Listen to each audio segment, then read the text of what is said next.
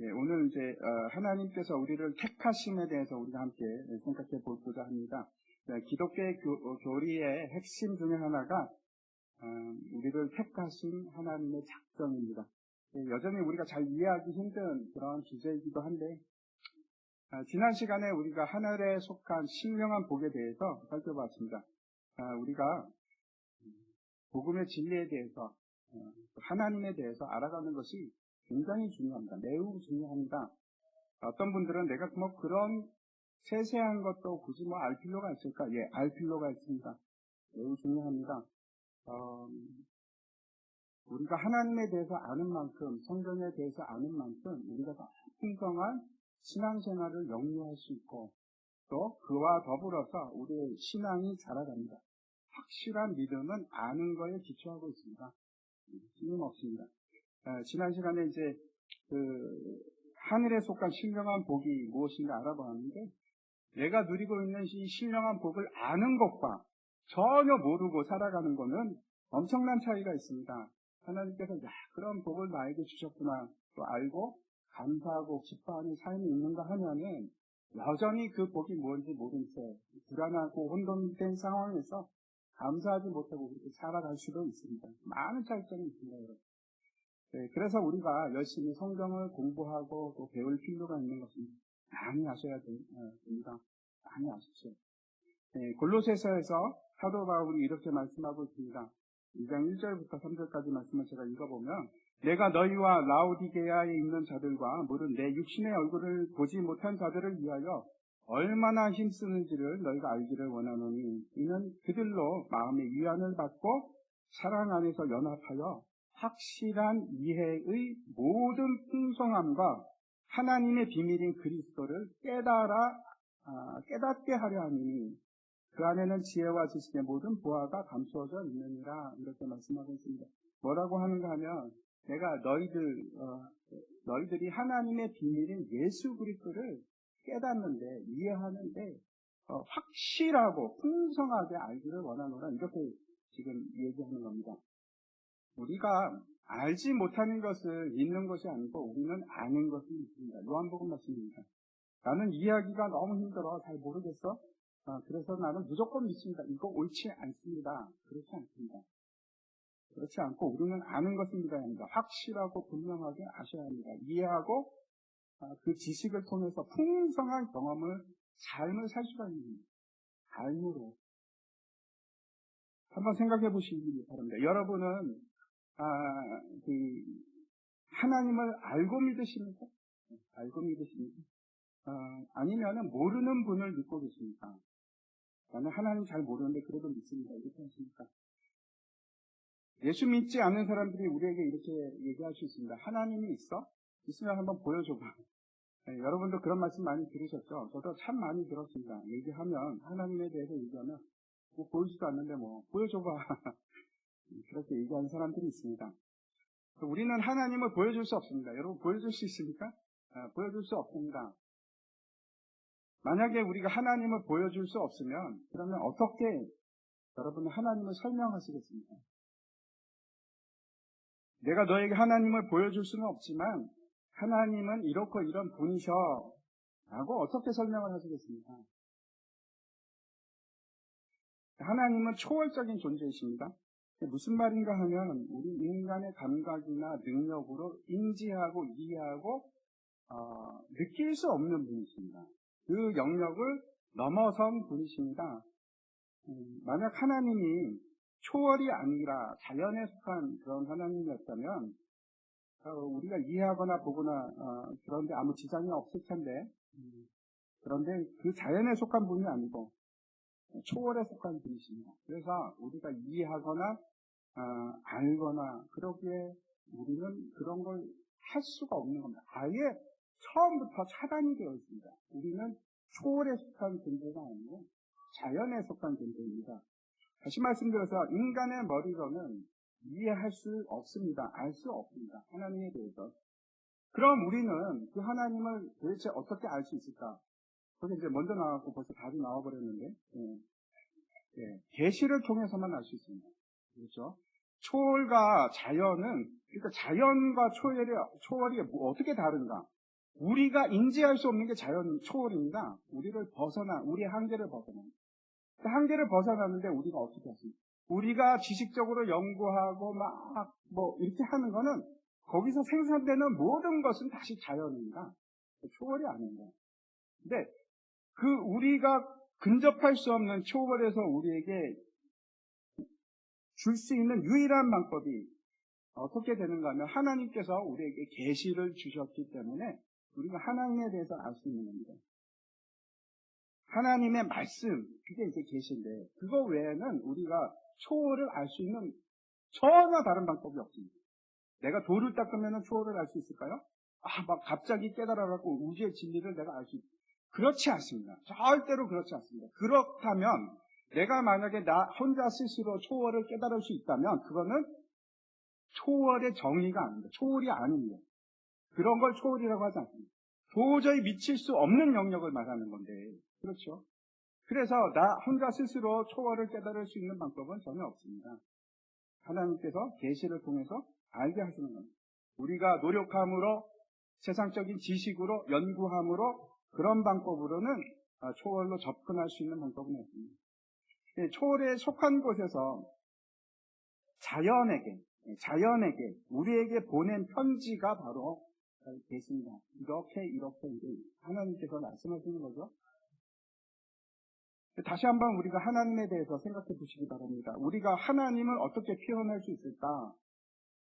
사람이 언어로 하나님을 표현할 수 있을까요? 어떻게 생각하십니까? 우리는 말로서 하나님을 표현할 수 있습니까? 아니요, 그럴 수가 없습니다. 왜냐? 하나님은 초월이시니까. 언어는 자연에 속한 겁니다. 우리에게 속한 겁니다. 우리가 생각할 수 있는 바를 언어로 말하는 겁니다. 근데 그걸 벗어났는데 우리가 알고 있는 자연으로 언어로 어떻게 하나님을 묘사할 수 있겠습니까? 우리는 아예 근본적으로 하나님에 대한 개념을 이해할 수 있는 존재가 아니라는 말씀입니다.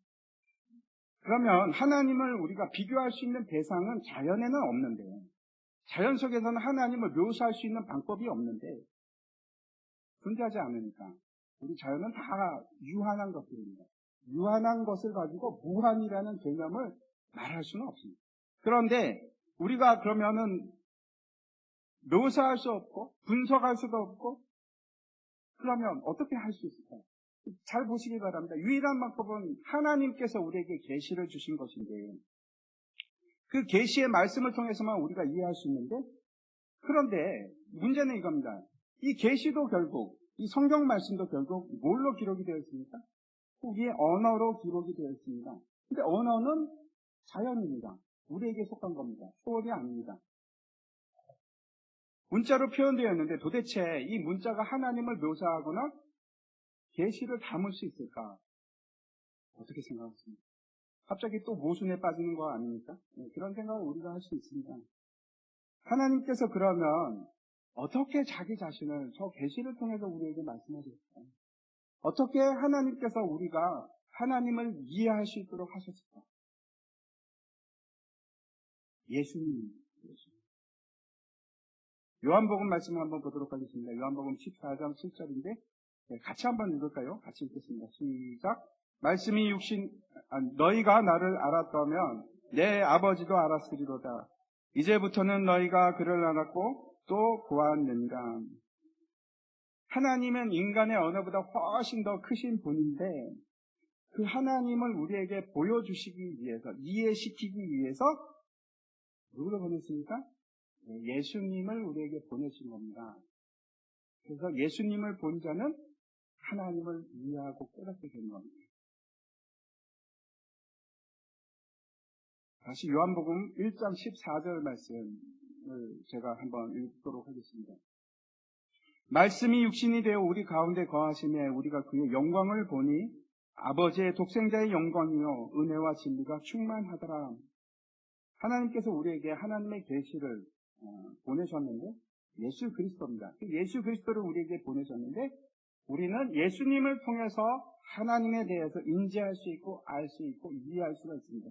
그리고 그 예수에 관하여 성경이 기록하고 있는 겁니다.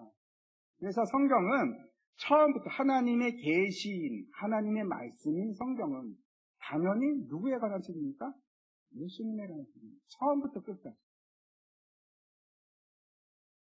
우리가 하나님을 지속적으로 알아가셔야 합니다. 깨달으셔야 합니다. 우리에게 필요한 것이 뭔가 하면 하나님을 아는 지식, 하나님을 아는 지식이 필요합니다. 믿음은 들음에서 나오고 들음은 그리스도의 말씀으로부터. 그리스도의 말씀으로 말미암습니다. 제가 왜 길게 우리가 하나님의 말씀을 연구해야 되는데 이렇게 말씀드리는데 오늘 말씀도 마찬가지입니다. 우리에게 참 이해하기 힘들고 어려운 거지만 포기하지 마세요. 우리는 알아야 합니다. 다시 4절 말씀 한번 보시기 바랍니다. 같이 한번 읽겠습니다. 시작. 곧 창세 전에 그리스도 안에서 우리를 택하사 우리로 사랑 안에서 그 앞에 거룩하고 흠이 없게 하시려고. 잘 보시면 처음에 시작하는 단어가 뭔가 하면 곧이라는 단어입니다. 그 뜻은 그 앞에 있는 구절과 연관이 되어 있고 그것을 이해해야지만 그렇죠? 4절 전체를 이해할 수 있습니다. 그러면 그 앞에 어떤 말씀이 있는지 다시 3절 말씀을 보도록 확인하도록 하겠습니다. 1장 3절에 보면 찬송하리로다 하나님 곧 우리 주 예수 그리스도의 아버지께서 그리스도 안에서 하늘에 속한 모든 신령한 복을 우리에게 주시되 이렇게 기록하고 있습니다. 결국 이런 말입니다. 하나님께서 그리스도 예수를 통해서 하늘에 속한 모든 신령한 복을 우리에게 주시는데 그 신령한 복이 뭡니까? 지지난주에 우리가 함께 찾아봤는데 우리를 하나님께서 우리를 자녀 삼으시고 우리를 책임지시는데 이제는 부족함이 없이 풍족하게 채워주시는 하나님께서 주관하는 삶이 그게 복입니다. 그뿐만 아니고 우리가 죄인인데 죄인이라 하지 않고 의인이라고 칭하는 놀라운 복을 주시고 그리고 이제는 하나님께서 우리를 채우시는데 하나님의 충만으로 우리를 막 채우시는 겁니다. 그게 신령한 복, 성령과 함께하는 복입니다. 근데 그 복을 주시는데 우리에게 주시는데 어떻게 주신다는 말씀입니까? 4절에 뭐라고 얘기하냐면 창세전에 우리를 택하심으로 주시겠습니다. 여러분 어떻게 해서 하나님의 자녀가 되고 우리가 하늘의 그 신령한 복을 누리는 구원받는 백성이 됐습니까? 여러분은 어떻게 말씀하시겠습니까? 여러분 뭐라고 대답하시겠습니까? 누가 묻는데 당신은 어떻게 구원받으셨죠? 어떻게 그런 복을 누리시죠? 그러면 대부분의 그리스도인들은 아마 뭐라고 대답을 할까요? 내가 예수 믿었으니까. 내가 예수를 영접하고 예수 그리스도께서 나를 위해서 십자가에서 죽으시고 부활하시고 그걸 내가 믿고 이제는 내가 예수님을 주님으로 따릅니다. 그래서 내가 그 구원을 받았습니다. 이렇게 얘기할 겁니다. 이게 맞습니까? 네, 맞습니다. 틀리지 않습니다. 그런데 그게 다인가? 그게 다가 아니라고 오늘 지금 말씀합니다. 모든 것을 다 만족시킬 그런 답이 되는가? 네, 우리는 당연히 이것은 그렇죠. 가장 크고 중요한 답이라고 생각을 하는데 그런데 사도 바울이 지금 말하는 것은 뭔가 하면 이렇게 말하는 겁니다. 그런데 말이야. 네가 구원을 받은 것은 그런 신령한 복을 누릴 수 있는 것은 그건 말이야. 창세전에 하나님께서 너를 선택했기 때문에 그런 거야. 그렇게 지금 얘기하는 거예요. 아주 놀라운 얘기를 하는 겁니다. 물론 이것이 다가 아닙니다. 사실 이 신령한 복을 누리고 그래서 기쁨의 찬송을 드릴 수 있는 이유에 대해서 사도 바울이 그 14절까지 세 가지로 얘기를 하고 있습니다. 그 첫째가 뭔가 하면 4절부터 6절까지 성부 하나님께서 우리를 택하셨기 때문이고 두 번째 7절부터 12절까지 성자 하나님 예수 그리스도께서 우리를 구속했기 때문이고 그리고 세 번째 13절과 14절에서 성령 하나님께서 그 구원을 보증하셨기 때문에 그래서 우리가 구원을 받고 그 신령한 복을 누리게 됐다. 이렇게 지금 얘기합니다. 그런데 우리가 이제 관심을 기울여야 할 것이 뭔가 하면 그 순서에 있어서 가장 첫 번째 언급되고 있는 것이 우리 같으면 그렇게 생각할 거 아닙니까? 그렇죠? 예수님 때문에 예수님께서 나를 위해서 십자가에서 죽으시고 부활했기 때문에 라고 말을 할 것 같은데 그게 첫 번째 나오는 것이 지극히 당연할 것 같은데 사도 바울이 뭐라고 하냐면 하나님이 먼저 그런 거 모든 것 먼저 하나님께서 너를 택하셨어. 이렇게 지금 말씀하고 있는 겁니다. 다시 4절 말씀을 보시기 바랍니다. 제가 한번 다시 읽겠습니다. 곧 창세 전에 그리스도 안에서 우리를 택하사 우리로 사랑 안에서 그 앞에 거룩하고 흠이 없게 하시려고. 우리가 구원을 받고 그 큰 복을 누릴 수 있는 이유는 나나 내 자신이나 아니면 누군가가 아닌 그 원인이 하나님께 있다. 창세 전에 그리스도 안에서 하나님께서 나를 택하셨기 때문이다라고 지금 얘기하는 겁니다. 무슨 말인가 하면 거기에는 나 또는 나의 노력 그 어떤 나에 대한 원인을 하나도 찾을 수 없다 그런 얘기입니다. 우리의 입장이나 우리의 어떤 상태나 그런 거하고 전혀 상관이 없습니다. 하나님의 그 선하시고 기뻐하신 뜻을 따라서 그렇게 선택했다는 겁니다. 우리는 누군가를 좋아할 때는 이유가 있습니다. 누군가를 좋아하고 사랑한다면 여러분들 이유가 있으시죠? 그 이유가 어떤 것들이 있습니까? 내 아들이니까, 내 아이니까, 내 남편이니까, 아니면 이쁘니까, 이쁘면 사랑스럽고 좋지 않습니까? 또는 보니까 너무 사랑스러운 짓을 해. 그래서 나는 이뻐 죽겠어. 너무 사랑스러워. 사랑해. 그래서 이뻐하고 기뻐합니다. 그래서 우리는 어떻게 생각하느냐 하면 우리의 그 기준을 동일하게 가져와서 그걸 하나님께 적용시키려고 합니다. 내가 가지고 있는 기준을 그대로 하나님께 가져가고 하나님도 분명히 그럴 거야.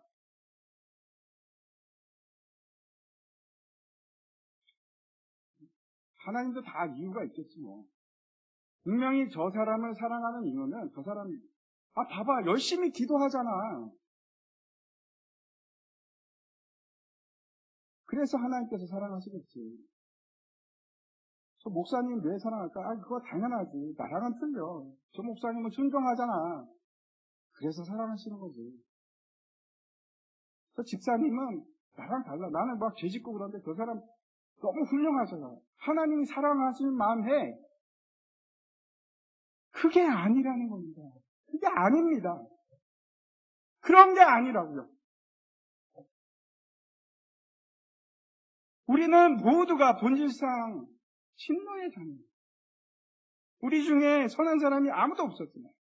하나님 보시기에 아름다운 자가 하나도 없었고 하나님 보시기에 이쁜 짓을 한 사람이 한 명도 없습니다.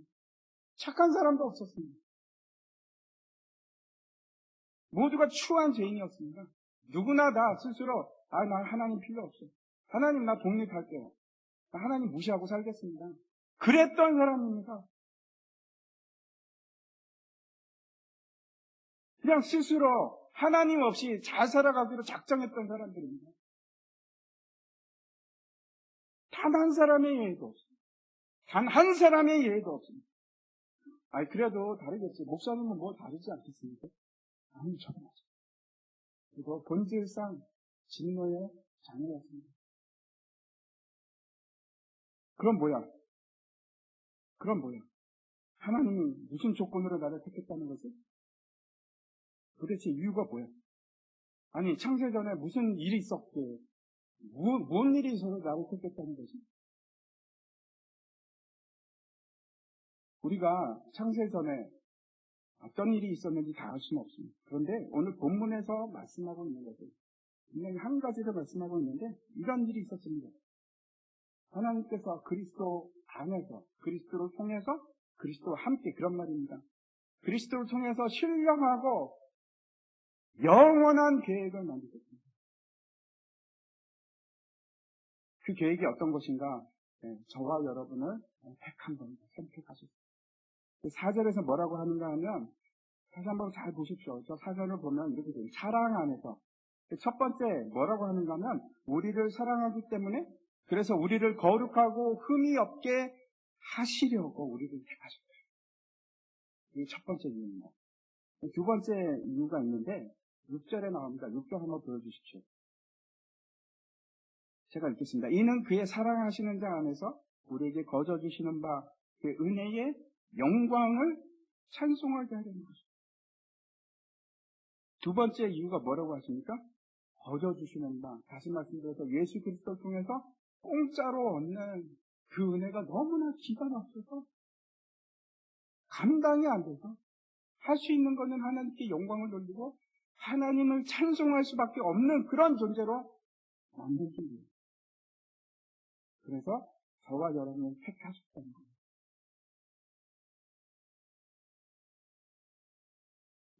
성경이 말하는 것은 이런 겁니다.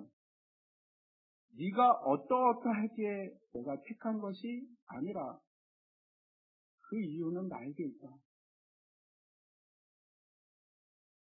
네가 잘나서 그런 것도 아니고 네가 보니까 앞으로 잘 믿을 것 같아서 그런 게 아니다. 그래서 네가 그래도 신실한 것 같으니까 내 아들로 삼으려고 했던 것이 아니고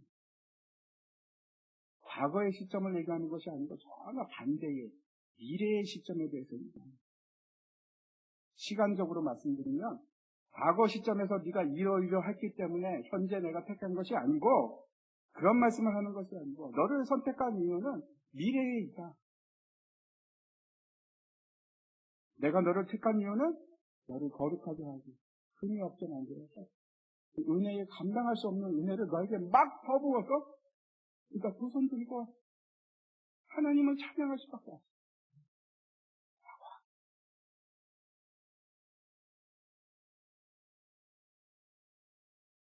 대부분의 사람들이 이유가 없는 친절이나 뭐 그런 복 같은 거 이런 거에 대해서 불편해합니다. 예를 들어서 누가 나에게 굉장히 친절하게 군다. 그럼 여러분 기분이 좋으십니까? 아, 이 사람들 왜 저러지? 그 사람이 왜 나한테 저렇게 할까? 일반적이지 않습니다. 그렇죠? 그래서 경계합니다. 틀림없이 무슨 이유가 있을까요? 우리가 밥 먹으러 가는데 주인 아주머니가 우리에게 잘해줍니다. 그러면 어떻게 생각합니까? 아, 다음에 또 오라고 틀림없이 그 이유 때문에 잘해줄 거야. 그렇게 생각하고 불편함이 없이 받아들입니다. 오히려 밥 먹으러 갔는데 잘 안 해주면은 뭐 이런 식당 다니까 꼭 안 갑니다. 그렇죠? 이유가 있습니다. 내가 받을 만큼 해주면 되니까. 그런데 정확한 이유가 없으면 그럼에도 불구하고 우리에게 친절을 베푸면 우리는 불편해지기 시작합니다. 뭐지? 이거 뭐지? 왜 이러지? 대부분의 믿지 않는 사람들이 하나님을 알지 못하고 하나님이 어떤 분이신지 도저히 감을 잡지 못하는 사람들은 그래서 하나님의 선택 교리에 대해서 굉장히 불편해합니다. 심지어는 모욕감까지 느끼는 겁니다. 이게 뭐야? 그냥 하나님이 알아서 다 하겠다는 거야? 선택했다는 거야? 그리고 심지어는 뭐 하나님 선택한 사람은 그럼 천국 가고 나머지는 다 지옥 가고 그게 뭐야? 나는 그런 하나님은 못 믿겠어. 이렇게 많은 사람들이 그렇게 얘기합니다.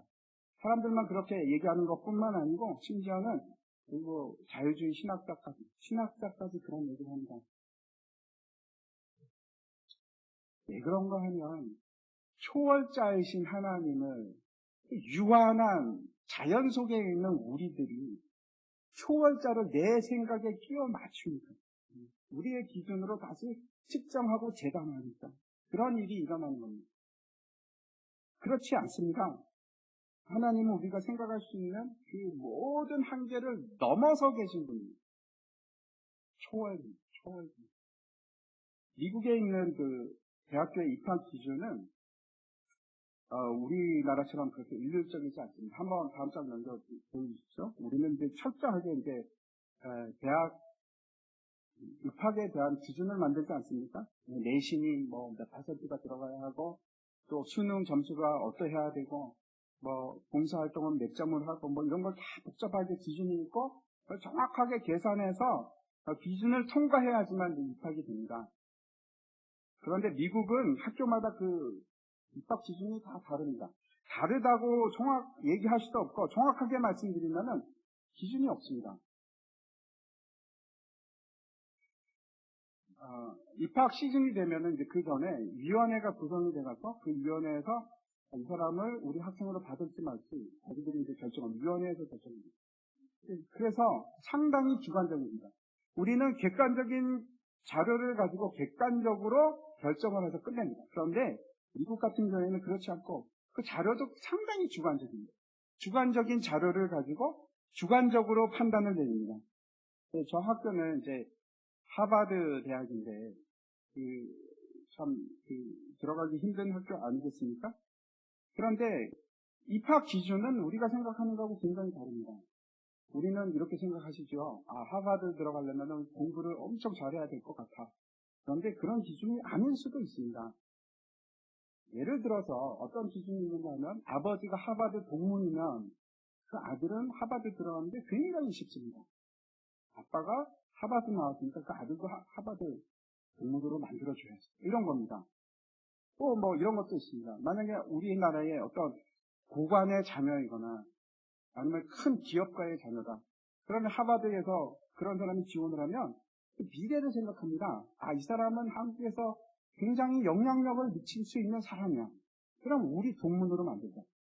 그래갖고 입학을 신깁니다. 점수와 상관없이. 물론 이제 점수도 보죠.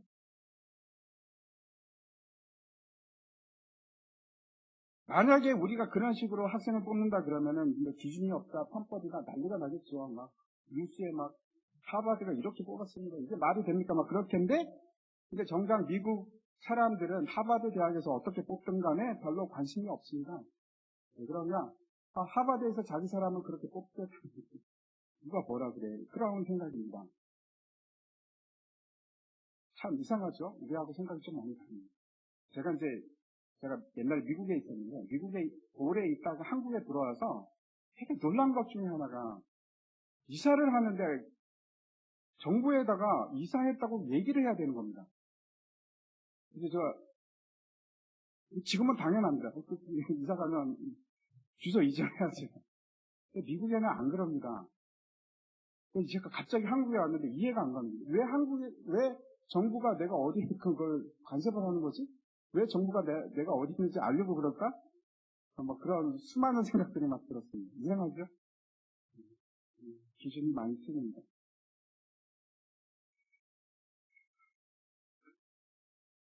우리가 생각하기에는 정말 공부를 잘했나 보다 하지만 하버드 들어가면 미국 사람들은 이렇게 생각할 수 있습니다. 저 학생은 굉장히 집안이 좋은가 봐. 실제로 저런 학교에 들어가면 대부분의 사람들이 공부보다는 집안이 좋구나 이렇게 첫 번째로 인상을 받습니다. 물론 그렇다고 해서 하버드 들어가는데 공부 못해도 된다 이런 얘기는 절대 아닙니다. 공부 잘해야 됩니다. 그런데 기준이 그렇다는 겁니다. 이게 지금 오늘 주제하고 정확히 맞지는 않습니다. 그런데 잘 생각해 보시기 바랍니다. 우리가 약간의 생각할 여지가 있습니다. 우리는 이렇게 생각하는 겁니다. 공부를 잘해야지 선택을 받지. 뭔가 이유가 있어야지 선택을 받지. 그게 공평한 거 아니야? 옛날에 잘했거나 실적이 있거나 뭐가 있어야지. 그런데 하버드는 이렇게 말할 수 있습니다. 내가 학생을 뽑는 이유는 공부를 잘하는 데 있는 게 아니야. 그래서 우리가 공평하지 않다고 네가 나한테 얘기할 수 있어? 하버드에게 얘기할 수 있어? 그러는 겁니다. 하버드가 입학생을 뽑는 이유는 과거나 현재에 있지 않고 미래에 있을 수 있습니다. 하나님께서 뭐라고 말씀하시는가 하면 내가 너를 선택한 이유는 네가 잘나서 네가 뭘 좀 해서 그런 것이 아니고 내가 너를 선택한 이유는 너를 거룩하고 흠이 없는 그 모습으로 만들기 위해서 네가 나를 찬양하게 하기 위해서 믿음이 있습니다. 그렇게 지금 말씀합니다. 그런데 다른 점이 있죠. 하버드 얘기하고 다른 점이 있습니다. 거기는 내 노력이나 공로가 들어가고 내 백그라운드가 들어가는데 하나님의 이 사역에 있어서는 조금도 0.001%도 들어가지 않습니다. 하나님께서 그렇게 만드십니다. 아무런 자격이 없는 사람을 뽑아놓고 그 자격 없는 사람을 그래 이제는 네가 열심히 공부해서 이렇게 할 거야 라고 하는 것이 아니고 내가 그렇게 만들겠어. 내가 그렇게 만들겠어. 그렇게 지금 말씀하는 겁니다. 로마서 말씀을 한번 보도록 하겠습니다. 9장 18절부터 20절까지 제가 한번 읽겠습니다. 그런즉 하나님께서 하고자 하시는 자를 긍휼히 여기시고 하고자 하시는 자를 완악하게 하시느니라. 혹 내가 내게 말하기를 그러면 하나님이 어찌하여 허물하시느냐? 누가 그 뜻을 대적하느냐? 하리니 이 사람아 네가 누구이기에 감히 하나님께 반문하느냐? 지음을 받은 물건이 지은 자에게 어찌 나를 이같이 만들었는가 말하겠느냐. 중요한 것은 우리가 하나님을 잘 모른다는 겁니다. 하나님은 우리 옆집에 살고 있는 아저씨가 아니고 하나님은 우리나라를 다스리는 정도의 대통령도 아니고 초월자십니다. 우주를 창조하시고 시간과 공간을 창조하신 초월자입니다. 우리의 능력으로 도저히 측량할 수 없고 우리의 힘으로 도저히 깨달을 수도 없는 그분이 바로 하나님이십니다. 로마서에서는 이렇게 나타납니다. 이 사람아, 네가 누구이기에 네가 뭐라고 하나님께 반문하냐. 계속해서 보시면 21절부터 23절까지 보면 이렇게 되어 있습니다. 토기장이가 진흙 한 덩어리로 하나는 귀 쓸 그릇을 하나는 천이 쓸 그릇을 만들 권한이 없느냐. 만일 하나님이 그의 진노를 보이시고 그의 능력을 알게 하고자 하사 멸하기로 준비된 진노의 그릇을 오래 참으심으로 관용하시고 또한 영광 받기로 예비하신 바 긍휼의 그릇에 대하여 그 영광의 풍성함을 알게 하고자 하셨을지라도 무슨 말하리요. 하나님께서 우리에게 말씀하시고자 하는 것은 하나님의 선택에 대해서 하나님께서 지금 논쟁하자는 것도 아니고 아니면은 하나님께서 내가 너희를 뽑은 이유를 내가 설명해 줄 때 내가 그 이유를 자세히 얘기해 줄게 라고 하지도 않으시고 단순히 뭐라고 말씀하시는가 하면 그냥 내가 너를 선택했어 라고 선포하고 계십니다. 우리는 우리 자신이 뭔가 이해하고 뭔가 생각할 수 있는 만한 존재라고 착각을 합니다. 하나님과 나는 논쟁이 가능한 상태다라고 그런 생각을 하는 겁니다. 지금 뭐라고 말씀하시는가 하면 하나님께서 하나님과 우리를 비교하자면 하나님은 토기장이시고 우리는 그릇입니다. 말을 입이 없습니다. 입이. 생각도 할 수가 없습니다. 뇌가 없어서 그냥 그릇입니다.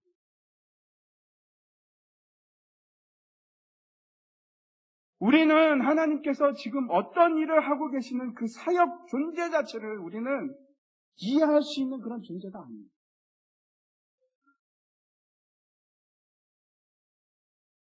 그냥 지금 이 로마서에서 하시는 말씀은 네가 인정해라. 네가 인정해라. 너는 나를 이해할 수 없다는 것을 인정해라. 라고 지금 얘기해요. 제가 이제 이 설교를 준비하면서 여러 번 썼다 지웠다 했습니다. 제가 이걸 어떻게 하면 여러분에게 잘 전달할 수 있을까? 여러 가지로 썼다가 다시 포기했습니다. 그게 아니구나. 하나님께서 원하시는 것은 그런 거 아닙니다. 선포하는 것. 욥기에 보면은 여기 이제 자신의 고난에 대해서 이해할 수 없는 그 엄청난 고난을 당하면서 하나님께 한탄을 합니다. 하나님 도대체 이게 뭡니까?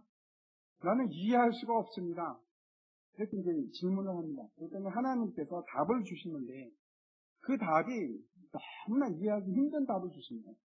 뭐라고 하시는가 하면 베헤못에 대해서 얘기하는데 네가 거대한 소같이 풀을 먹는 그리고 꼬리가 백향목 같아서 막 휘둘러대면 옛날에는 하마라고 생각했는데 하마보다는 공룡에 더 가까운 존재인데 뭔지 잘 모릅니다.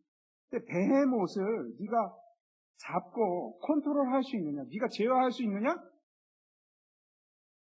아니면 네가 리오와 야단 물속에서 살고 있는 물속에서 지금 그렇게 돌아다니는 리오와 야단을 네가 깨서 그래서 네가 종으로 이렇게 코를 걸어서 네가 아가미를 걸어서 네가 종으로 삼을 수 있느냐? 그러면 네가 만약에 그렇게 할 수 있다면 네가 네 스스로 구원할 수 있다는 것을 내가 인정해 줄게. 그렇게 말씀합니다. 여러분 어떠십니까? 여러분 자신이 스스로를 구원할 수 있는 존재라고 생각하십니까? 세상 사람들은 그렇게 생각합니다. 내가 덕을 쌓고 내가 노력을 하고 내가 착한 일을 많이 하면 그러면 구원을 받겠지. 아닙니다. 그렇지 않습니다. 전혀 그렇지 않습니다. 내 못을 제어할 수 있는 사람은 아무도 없습니다. 리와 야단을 통제할 수 있는 사람은 이 세상에서 단 한 명도 존재하지 않습니다. 우리는 그런 존재가 아닙니다. 그렇지 않다면 여러분 우리가 그럴 수 없다면 내 자신을 구원할 수 없다면 지극히 높으신 하나님 앞에 무릎을 꿇어야 합니다. 내가 전적으로 무능해서 내 자신의 구원에 대해서 단 한 가지도 보탤 수 없는 존재임을 여러분이 자각하십니다. 내가 그런 지위에 있지 않음을 알게 되십니다. 그러면 하나님 앞에 지극히 낮은 자가 되어서 가짜 없거든요. 하나님, 나는 징그럽까 이렇게 고백하는 겁니다. 입술로 고백하는 겁니다. 우리가 다시 이제 창세전이라는 단어를 한번 생각해 봤으면 좋겠습니다. 창세가 일어나기 전에 태초의 시점으로 여러분 한번 지금 생각을 옮겨서 한번 생각해 보시기 바랍니다. 태초, 창세전이라는 것은 어떤 것인가 하면 시간과 공간이 만들어지기 전이라는 뜻입니다. 시간 이전의 상태를 말하는 겁니다. 이전이라는 말도 그렇죠. 우리가 생각하기에는 분명히 그거는 시간적인 개념을 포함하는 말이 됩니다. 그냥 창세전이라는 것은 영원부터 시작해서 영원까지 그 자체입니다. 시간이라는 순서가 존재하지 않는 상태, 그게 창세전입니다.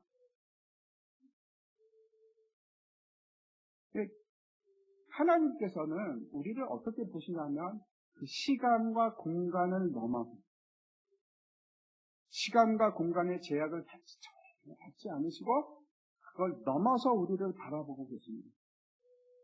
무슨 말씀인가 하면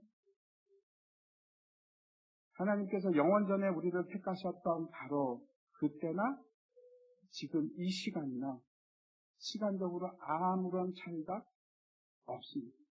하나님께서 영원전에 우리를 택하셨던 그 시점이 우리에게 있어서 바로 오늘입니다. 지금입니다. 그래서 성경은 그것을 뭐라고 표현하는가 하면 오늘이라고 표현합니다. 성경은 언제나 오늘이라고 표현합니다.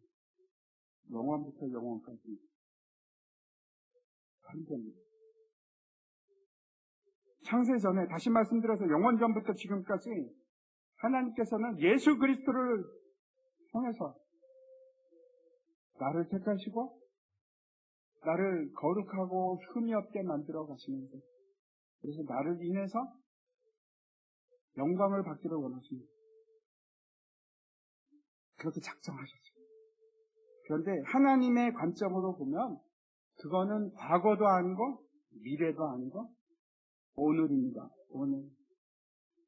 창세전이 바로 오늘입니다. 지금 이 순간입니다. 그게 하나님과 나의 관계입니다. 하나님과 나의 관계는 여러분 과거도 아니고 미래도 아니고 오늘입니다. 제가 여러분이 이 말씀을 이해했습니다. 시편 2편 7절 말씀 한번 보여주십시오. 제가 한번 읽어보겠습니다. 내가 여호와의 명령을 전하노라. 여호와께서 내게 이르시되 너는 내 아들이라. 오늘 내가 너를 낳았도다. 여러분 하나님을 거부하거나 하나님을 무시하는 것은 내 존재 자체를 부정하는 일입니다. 하나님께서 여러분을 택하셨고 또 바로 오늘 그 택하신 일을 새롭게 하십니다. 바로 지금 하나님께서 뭐라고 하시냐면 너는 내 아들이다. 오늘 내가 너를 낳았더라. 창세전에 나를 택하시고 그것으로 끝난 것이 아니다. 매일매일 지금 이 순간에 하나님께서 나를 새롭게 창조해 가십니다. 지금 이 순간에도 하나님께서 나를 택하고 계십니다. 왜? 반드시 저와 여러분은 거룩하고 흠이 없는 존재로 만듭니다. 엄청난 은혜를 우리에게 부어주셔서 감당할 수 없어서 두 손 들고 하나님을 찬송하게 하기 위해서. 그래서 지금 이 순간 여러분을 부르고 계십니다.